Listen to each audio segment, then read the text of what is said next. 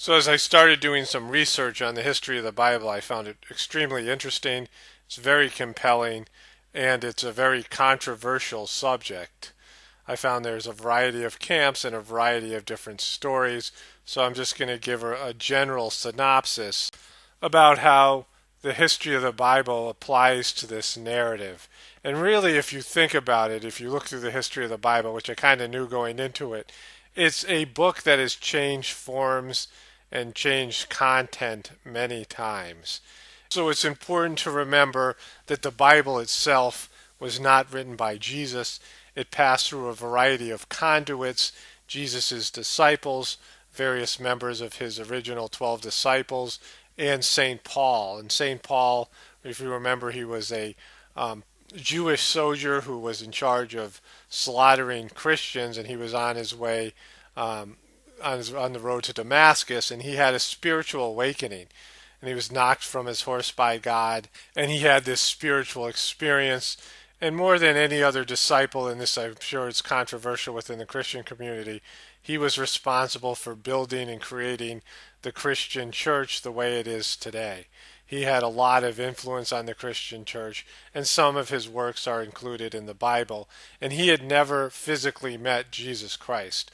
So it's important to know, even in this early phase of the Christian teachings, part of it came through, or all of it came through, a variety of conduits, other parties, who had to be channeling Jesus' message if you want to consider it a pure message.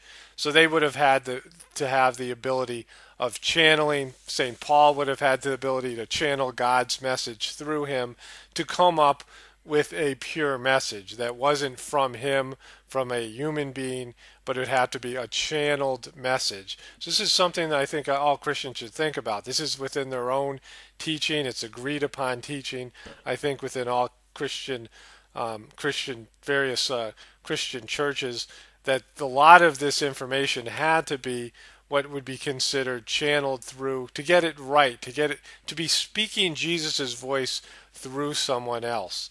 So this is something, if they could do it back then, again, you have these spiritual beings like Jesus who can transcend time. You have these multi-dimensional beings, and they're not bound by the laws of time and space, and they can come through people, they can visit people. You have these angels, you have spiritual masters in other traditions. There's a long history in our human experience, in our spiritual human experience, where people, ordinary people, are able to channel through them great works of spiritual importance. So I think this is very important to remember here. This is actually doctrine. It's Christian doctrine that I'm talking about here. People having the ability to connect to Jesus directly and his message to come through them. And this is documented through many saints that have come afterwards in the Christian tradition. So this is a worldwide phenomenon I think that Christians need to learn and open up to, because it's a part of your heritage. It's part of Jesus' story. It's part of his life work. And it's part of the greater spiritual story all of us share. And going on from there, these works, these great works, existed by word of mouth for some period of time. I think it was about 100 years. I don't know if there's any controversy about that. But it took a long time before the Bible was originally written down. And it says in a variety of places it was written in multiple languages. It was written in Hebrew, of course, which Jesus would have spoken. It was written in Greek, and it was also written in Aramaic. So there you have these three fairly different languages that were used quite commonly at this time. And again, the Bible was eventually written in Latin and then translated to many other languages. So in terms of my own personal experience with this type of work, having written books and having my wife edit them, and also seeing books within our spiritual mission that go out in various languages, various teachings that have to be translated in various languages. It's a very complicated process.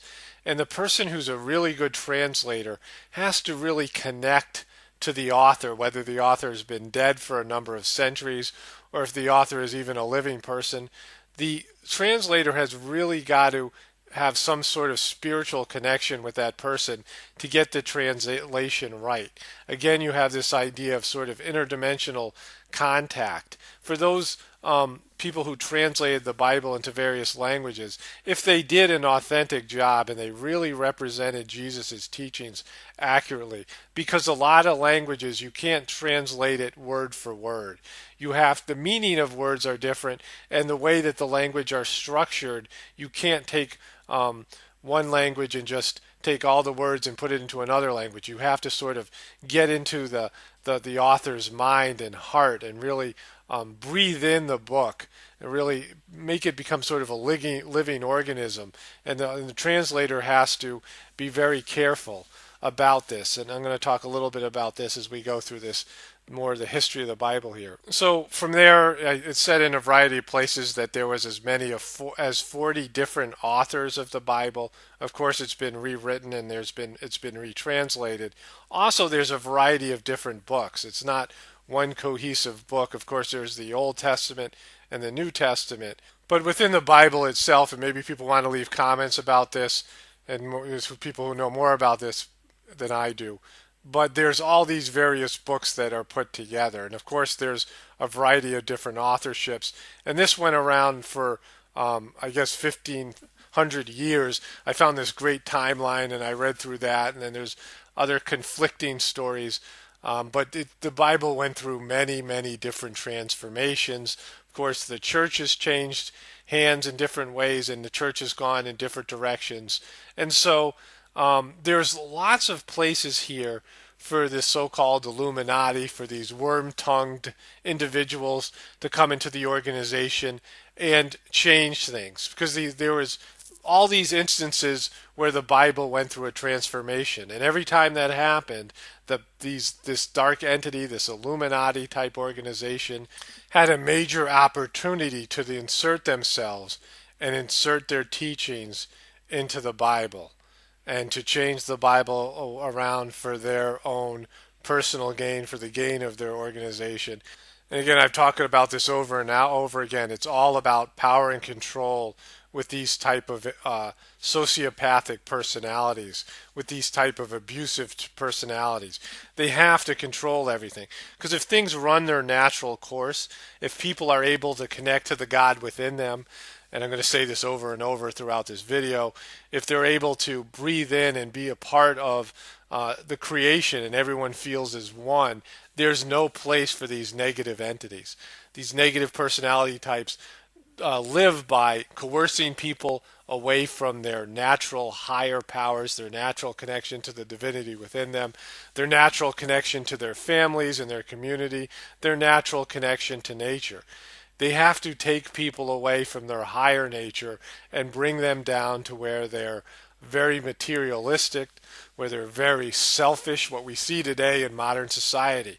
People who are very entitled, who think about their own personal wants and desires over their loved ones, over the other people in the world, a very competitive world where everybody's divided. They lose the ability to love. I talk about this over and over in my videos. You can see that so much now with how much these dark agencies, these secret societies, these demonic entities, this satanic type organization is bringing people away from the God within them. And this happened through their control of religions. And I think most of my Christian brothers and sisters, especially the people that would watch my videos, are aware that there has been moments in the Christian history, dark moments, not just in the Catholic religion, but many of these other religions where there's been pedophiles, where there's been ritualistic abuse, where there's been all kinds of negative, devilish type activities within the Christian religion. So you already know that the Illuminati, this what I'm calling the Illuminati, these dark secret entities, this worm-tongued type individuals, penetrated into the Christian tradition in a variety of different historical periods. So this was something that has happened, and people know this has happened. So again, I'm trying to say This is something where you have to really work towards creating your own personal relationship with God, with Jesus. You're really connecting on a soul level, on a heart level. You're working on yourself, you're purifying yourself, you're purifying your thoughts so you can become more subtle, a more subtle being, and you can make this sort of connection and make an inner connection to the God within you, to Jesus in your heart, whatever you want to call it, that you're praying to God directly and you're looking for guidance. So there's a few other ways that you can see where the Illuminati penetrated into and distorted Jesus' teaching and manipulated the Christian religion. Because Jesus taught directly to people. He didn't have one set of teachings for his disciples. He didn't say, withhold information from everybody else. Do you see this? Do you see that this was the way that he taught? He taught to everybody, and then when the disciples took his information and brought it out to people, they taught the same information to everybody. They didn't withhold information, and they weren't supposed to. And then you see throughout the tradition of the church, there was only a few people who were allowed to read and interpret the Bible. And this was a very big problem. This happened with Martin Luther, I know, is one example of someone who really didn't want this. He wanted every household to have a Bible, for example. He was someone trying to reform the church. And the reason why they had to reform the church is because these dark entities, these power-hungry beings, have worked their way into this organization because they sought power and they sought privilege, and they thought by piggybacking, by being a parasite on Jesus' teachings, this would be a good way to get this. They had done this over and over within royal houses, within royalty, within governments, and other religious traditions. It's something they know how to do. They've worked out a system. They've worked out a scam. Now they have the debt-based money system on top of controlling all the major religions, on top of controlling all of the governments. They bribe people. They put puppets into place. They have these worm-tongue individuals controlling these puppets, infusing them with all this dark energy, whispering all this dark energy into their spiritual systems and poisoning their will and poisoning the will of the people. And now, so many years later, we have all this technology, kids spending 7.5 hours on the internet. They have all this subliminal messaging, TV and the flicker rate, and all these difficult, negative electromagnetic vibrations that these kids are undergoing. So you can see a progression. You can see how these secret organizations have created this template and created this energetic pattern which individuals come into material physical life, they come into human form, and they're able to continuously suck the goodness out of the human condition and turn all the people away from their higher selves, from their internal connection to the divinity within them, and bring out and pull out all the negative qualities, all the negative character qualities, all the lower tendencies of the masses, of all the people that inhabit Earth, to bring them down to a lower vibrational level. And this is how they're able to take control and keep control of the planet. Again, if nature is going to run its natural course, people will eventually rise up and connect to the God within them, connect to a higher level of being in themselves. Their character qualities are going to get better. They're not going to be able to be bribed as easily. They're going to actually aspire to be better beings, and this dark entities, this dark force, will have to leave the planet. There'll be no place for them. There'll be nothing here for them to catch hold of, because people will be too high above that level of that vibrational level, that negative level, to come down and wallow in their murky, malevolent presence. So going back to the Bible and talking about the different way it has changed over the years, it's really important, I think, for Christians to think about this, because the Bible, again, was not written by Jesus Christ. It flowed through his disciples, and over a period of 2,000 years, it passed through a variety of different people. And you can see the differences here, because it makes a big deal if you change one word here and if you change one word there. I found this great website because I was doing some research about this. So the website, I believe, is called the Bible Hub, and they just do a great job of comparing and contrasting the various Jesus' teachings, and how they're represented in these various Bibles. There's a lot of different Bibles out there, and this is from the King James Version. Neither shall they say, Lo here, or Lo there, for behold, the kingdom of God is within you. That's from Luke 17, and then they have the version and the commentary. So they do a nice job. This is from the New American Standards Bible. Nor will they say, Look, here it is, or there it is, for behold, the kingdom of God is in your midst. So there's a huge difference there. Do you see this? Between saying the kingdom of God is within you and saying the kingdom of God is within your midst. You can see that they mean two entirely different things. So which version of the Bible is right? And then you get into another separate little issue here, which I find throughout my YouTube videos when people comment on them. Even when you have conversations with people, I think most of you have probably experienced this sometime in your lifetime, where you're talking to people and you're just not able to communicate. Like I said, there's comments that come in all the time for my YouTube videos, and can't for the life of me understand how the person generated their conclusion from the video that I put out there. How they generated, how this comment what got created from the video. And you see this all the time. Our understanding of words and ideas is different all throughout our country and all throughout the world. And even our own understanding grows and changes as you get older. I know if I watch some of my YouTube videos when I was a much younger person, I might have a very negative reaction and might wholeheartedly disagree with my older version of myself. So all of these things are subject to flux and change. So again, I'm really trying to emphasize the need for people to connect to Jesus directly, to connect to the source, because if you can read the Bible with your heart, you can read it from a spiritual place, the ideas will flow through you in a different way, and you'll be able to derive the actual meaning. If you can have conversations with people with your heart and really try to penetrate and look beyond the superficial veneer, the walls and the shields that all people put up in front of them, the boundaries from living in a very difficult and hostile world, their own psychological deficiencies, and you can penetrate to a deeper level. You can gain compassion into people. So there's a real need for this now in this day of age, and this is why this video is being created. I want to move on to this other quote, Jesus' famous quote, "Don't hide your light under a bushel." Now I found this in a couple of different places. There's various times this quote is referenced in various chapters in the Bible. This one is from Mark 21, and this is from the King James Bible, and he says, "And he said unto them, Is a candle brought to be put under a bushel, or under a bed, and not set on a candlestick?" And this is from the New American Standard Bible.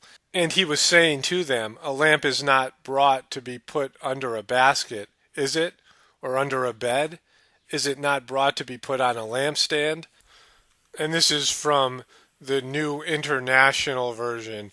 "He said to them, Do you bring in a lamp to put under a bowl or a bed? Instead, don't you put it on its stand?" So I found this all very interesting. It wasn't something I was aware of until I started to do this research. But there is this change. There is these various versions, and they do mean very different things. I'm sure people who know the Bible better than I do will have a better understanding of this. They'll have a better understanding of the various versions and the various teachings. As far as I'm concerned, in terms of my own spiritual practice, it feels very right to me when I look at Jesus' teaching, when I look at his body of work, that he believed that the kingdom of God was within people, and that he also believed that you shouldn't hide your light under a bushel, that you should allow the divine light that is within you to shine.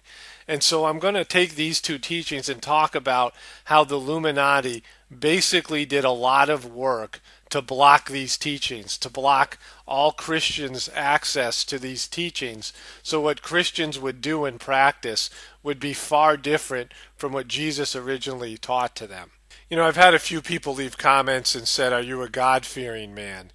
and they were very nicely put, and I appreciated the warmth in which the people left these comments. They weren't hostile comments, but it made me upset for them because this idea of fearing God, being a God-fearing person, is exactly the opposite of what Jesus taught. And so what the Illuminati did to take people away, just that I'm going through just these two simple teachings, and there's probably many more teachings that they twisted and inverted.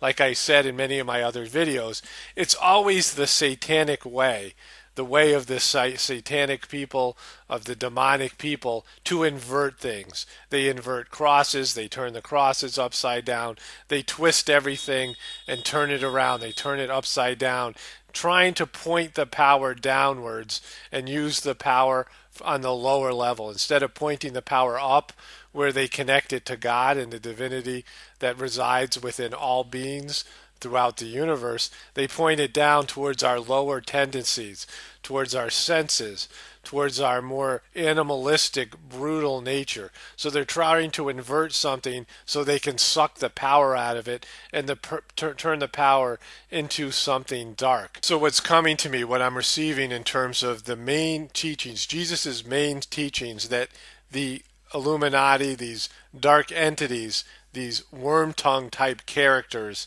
twisted and inverted. The first one I already talked about was they made God something to fear. They said God is not a God of love. God is somebody that you fear. And I'm going to talk more about that later on in the video.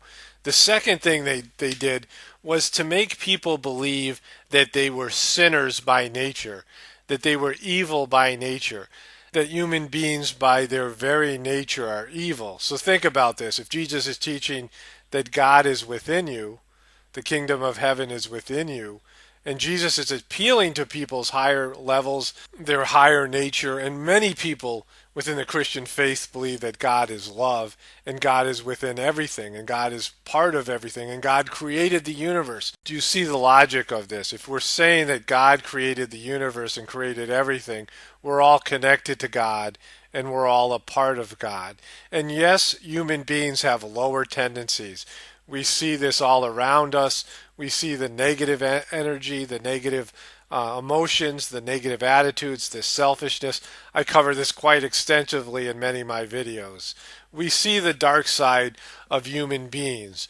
But we also must acknowledge, which Jesus acknowledged and Jesus talked about, that we also have a higher nature. So to just make people think that they are sinners, that immediately gives the devil a stranglehold on all the people that are following these teachings.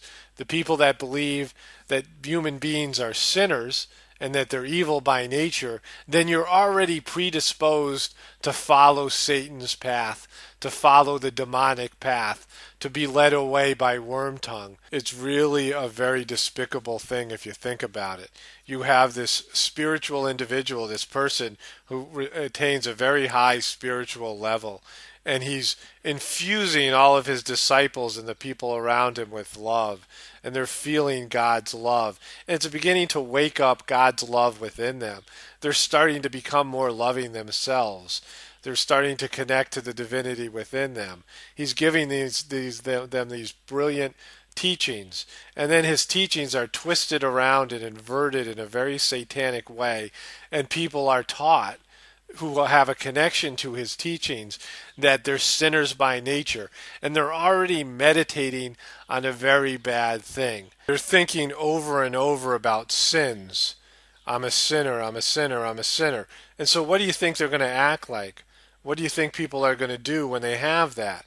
So you can see where the Illuminati have done a very, very bad thing here. You have all these sincere people who are sincerely trying to follow Jesus' teachings, but they're not able to connect to the higher part of themselves. Yes, human beings do commit sins. Yes, human beings do go against the will of God and go against the will of their souls. But for people to believe at a very nature that their souls are actually dark beings, that their souls aren't a part of God and connected to God, it's just blasphemy. It's complete evil. It's completely satanic. And I really hope, my Christian brothers and sisters, I'm begging you, please try to connect to Jesus and think about this. If you're having trouble with this, if you're in disagreement with this, is it something that you grew up with your whole life, that God is something to be feared, and that by your very nature you're a sinner, that you're an evil person, please pray to Jesus directly or pray to God directly. Pray for a number of nights. Pray until you get some sort of clarification or answer, and ask them if what I'm telling you is right. What's being said here, what's being presented in this video is right. And from these two teachings, that God is a being that's to be feared, and that by your very nature you're a sinner, you're evil by your very nature. I get a lot of comments in my videos about people saying you shouldn't open up your heart. They talk about all these esoteric practices and yoga and these types of things, and say when you open up your heart, you let evil in. And so again, going back to Jesus' quote about don't let your light hide under a bushel, what he's talking about is the light in your heart. I know this 100%, that you have light in your heart. You have God in your heart. And to allow God to work in your life, you have to open up your heart. And you have to become a more sensitive being. And you have to become a more loving being. And yes, when you do open up your heart, evil will get in. Everything will get in. If you open up a door, good things will come in and bad things will come in. But the only way for you to become a more divine person, to become a better version of yourself, is to open up your heart and allow the God to flow in it, and then he can wipe out all the negative tendencies that you already possess that are in your heart, as well as anything that might enter into your heart. But when you cut off, when you close the window, and you're still going to get evil into your heart through the television, through the internet, through other people. There's evil everywhere in this world, and you're going to pick up evil. It's like saying, I'm going to close myself off from the antidote, from the cure, but I'm still going to go out into an infected area and breathe in all the germs. You're going to get evil in your heart, but as long as the Illuminati, or you allow the Illuminati to disconnect you from the God within your heart, then there's no way to kill the evil. There's no way to cleanse yourself of all of these negative tendencies and all of this negative information that we're getting bombarded with. You have to open your heart. You have to let fresh air. It's like, there's some stagnant air in a house where the windows have never been opened. Yes, things might come in. You might get some spiders. You might get a wasp. You might get something bad that comes in if you open up your windows, but you're going to get sunlight. You're going to get a nice breeze. You're going to get fresh air. You're going to add oxygen. You're going to feel stronger. You're going to become more natural. You're going to become healthier. You'll be able to clean your environment. You'll have the strength to clean your environment because you're going to connect to your divine source. And when you do that, it's very easy to throw the evil out of your system. It's when we get tired, when we get worn down, when we spend too much time on the computer, we spend too much time in a negative environment, we cut ourselves off to our divine inner nature, we cut ourselves off from the natural world around us, then we're taken to a dark place. We become depressed, we become weak. Look at King Theoden again, and Wormtongue whispering evil into his ears. That's what we become. This weak individual that doesn't have the strength, who thinks and sees everything as being evil because the evil forces have twisted all the spiritual teachings that were given to humanity, given to humankind to turn our lives around. This has happened over and over in various religions throughout the world, where a spiritual being has come down here and given these great divine teachings that can only help and benefit people. And this Illuminati group, this dark secret organization, penetrates into the religion and inverts a lot of the things that end up weakening people, and it brings the darkness into people's hearts. It brings the darkness into the religion, and people are cut off from the original intent, the original source of these incredible teachings. All right, so there's a few more pieces with this. The other teaching was that the only way to get to God is through the Christian religion. I hear this over and over in comments to me, and I just needed to say something about this, because one of the things that the Illuminati desperately wants to do is separate people, is to divide and conquer. We see this with not only religions, but with countries, by race, by any way that they can divide people to get people fighting amongst themselves is a way they get to control the human species. They get to them to motivate for these countries to build weapons. Wars are a horrible thing. Horrible things happen in wars, and these dark entities that feed off of negative energy feast when they create wars. When you have these religious wars, when you have people trying to force their belief systems on other people, this is not what Jesus was about. He never once said anything about force your ideology on other people, about fight wars in my name. Think about how he would feel about this. Think about how any of these spiritual leaders would feel about this. So take in consideration these three twisted teachings. The first one, that God is something that we have to fear. Number two is that you are evil and a sinner by nature. And number three, that the only way to get to heaven is through this particular practice, that all the other people in the world are doomed and their religions are wrong and their belief systems are wrong. Now, all of this comes from, now this is going to be the most controversial point in this video. I hesitate to say it. I have my orders from within, and it's something that I feel like needs to be said. Now, if you look at Jesus' teaching and what I originally said in the beginning of this video, how I understand Jesus' teaching from my own life, from my own spiritual practice, is that he transcended his religion. He started off as a Jewish person, and he found a spiritual path, and he rose above his religion. He graduated from his religion.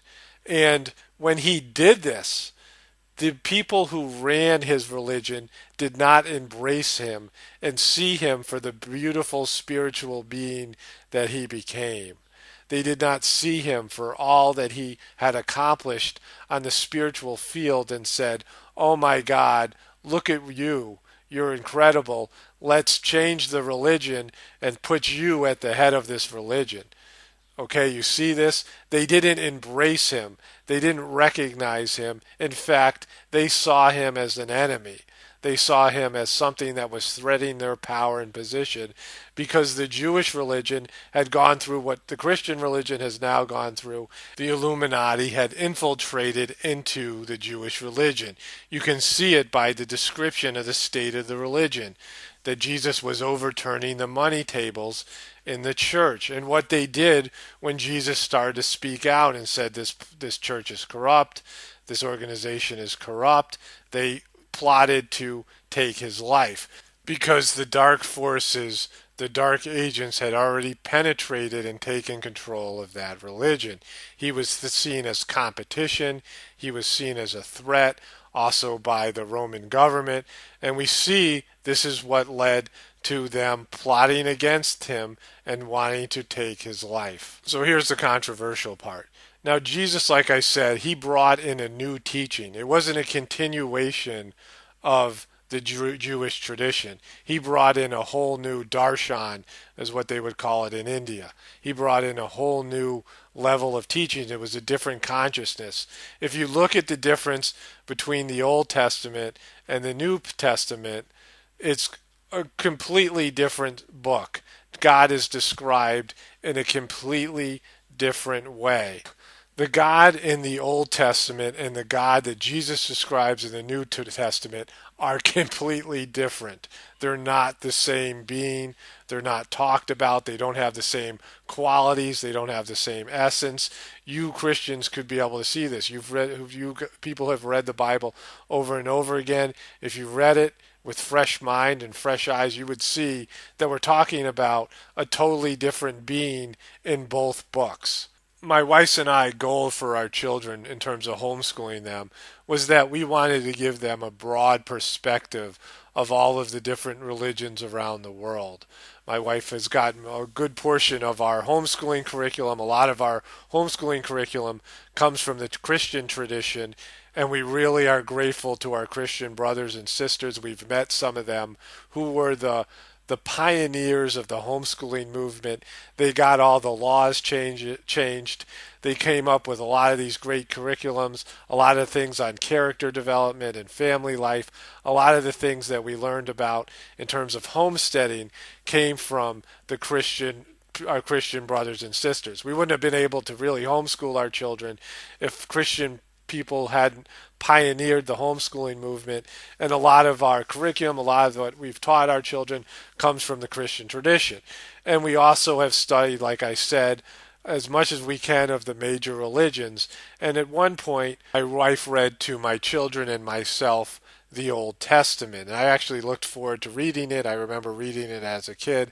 I liked a lot of the stories in the book.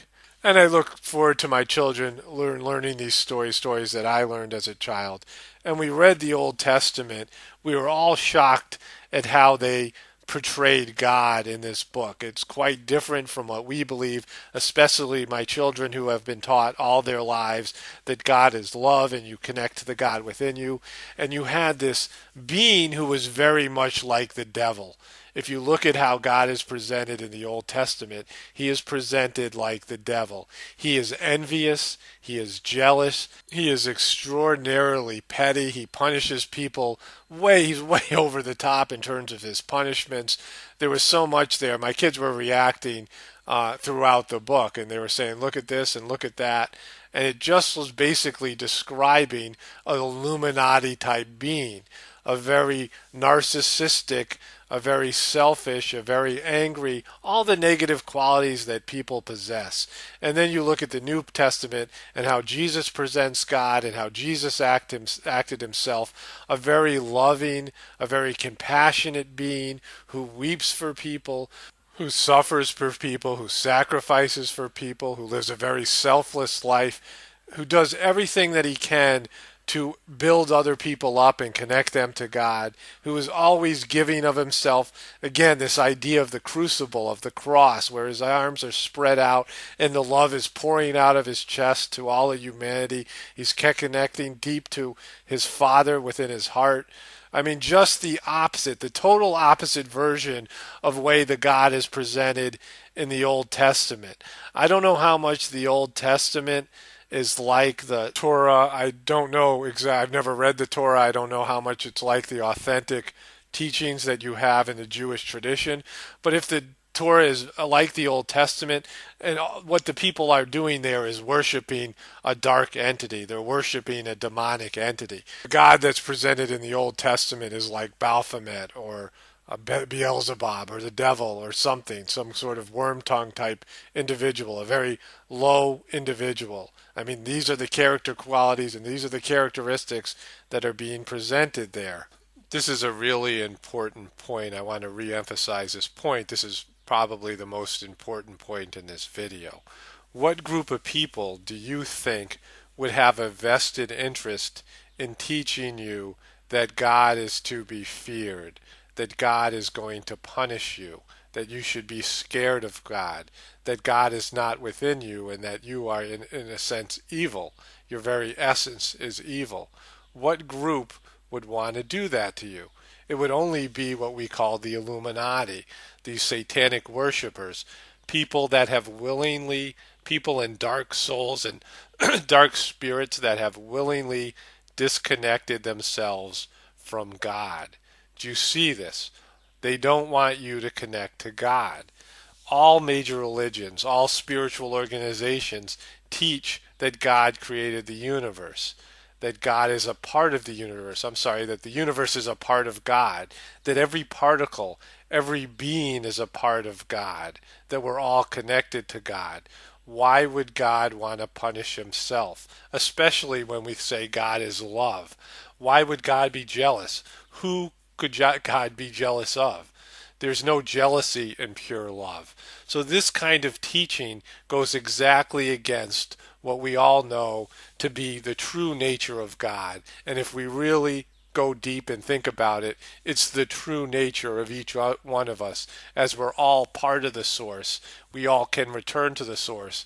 And God is lovingly trying to bring us back to the source. And you can see that whenever a person has graduated out of their religion and brought in a new set of teachings, brought in a new religious movement. There was a separation between the old religious movement and the new religious movement. You wouldn't have the Old Testament and the New Testament slammed together as one cohesive book, because Jesus brought in a whole different way of what he was taught as a young person in the Jewish tradition. He had already seen that the Jewish religion had been compromised. It had been infiltrated by these dark forces, and he was saying, no, we have to go in a different direction. God is love. God is in your heart. The kingdom of heaven is within you. Open up your heart and allow God to flow in and allow your light to flow out to other people. Do what I am doing. There are very many similarities to a yogic practice. A yogic practice is about union with God. A lot of people think that yoga is stretching and it's about opening up the chakras. In Hatha yoga they do that, but there are a lot of yoga practices that are just about connecting to the divinity within you. There's this famous yogic saint. His name is Yogananda. It's not the person that I follow or the path that I follow, but this person says that Jesus taught a very similar yogic practice to what he taught, and this person's written a whole book on it. He's a very famous person in India and throughout the world. I believe he's passed away now, but he drew a lot of comparisons to the yogic principles that he taught and what Jesus taught. But so when we're going back to this idea that they slammed these two books together, they slammed Jesus' teachings with the teachings that he was preaching against and that he himself had transcended, and that's where you get a lot of these negative ideas have infiltrated into Jesus' teachings. They linked an organization that had already been compromised, that had already been infiltrated, with Jesus' new teachings and his new organization, plus all the organizations of governments that were intertwined with the church over the years and all these individuals. And so this is where they started to teach things that were inaccurate, that would have upset Jesus if people had said those things in his day, if they had twisted his teachings around and he was able to witness that. All right, I think I got to wrap this video up. It's going a lot longer than I originally thought. I don't know if I'll ever make a follow-up video to this. It's a very delicate subject matter.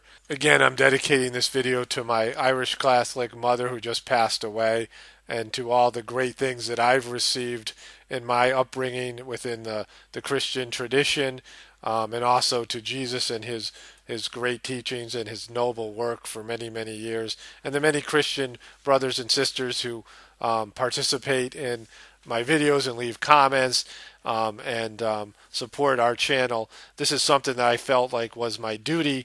A lot of these comments resonated with me in a way that I felt like I need to share some information that I think maybe might be helpful. And again, the main point of these videos, this video is about, and all my videos, is about connecting to the God within you. I think this is the answer. I think when people connect to the God within them, I know this is the answer. When people all around the world connect to the God within them, you will see a complete transformation of the world. You will see a complete transformation of the human condition and the human species. So my Christian brothers and sisters, I pray that you connect to the God within you. I pray that you pray directly to Jesus and think about these things that are said in this video. See if they resonate with you on a heart-based level, and see if you can find some way to have Jesus connect to you and read the Bible with your hearts and read his teachings as a living being, as you're connected to a living being that can connect with you, can give you what you need, can bring you up to a higher state of consciousness. I pray that this happens. I pray that you're all able to do this. And I pray that this video has a positive effect on all the people that watch it.